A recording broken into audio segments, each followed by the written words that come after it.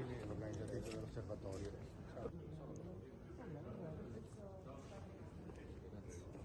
Buongiorno, buongiorno a tutti.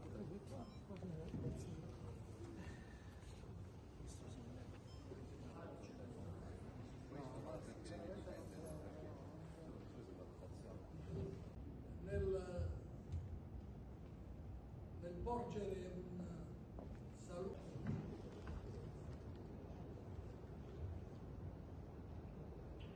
saluto alla spesa sanitaria, ottenuto con caparbietà, nostra caparbietà, però scaturito dalla crisi economica dell'inizio del secondo decennio del governo centrale per la revisione delle norme di attuazione in materia finanziaria e tributaria, di conduzione al famoso 42%, mentre negli anni la scorsa è arrivata a 46%.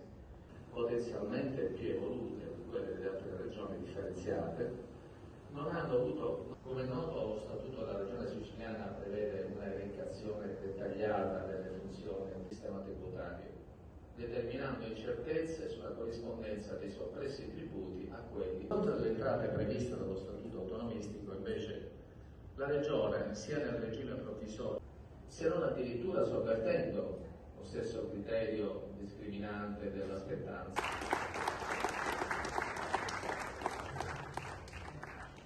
ringraziamo il Presidente Schifani per estendere in qualche modo quello che è un tema di natura prevalentemente anche politica. Essere portato al prossimo Consiglio dei Ministri e quindi questo mi ha impedito di partecipare.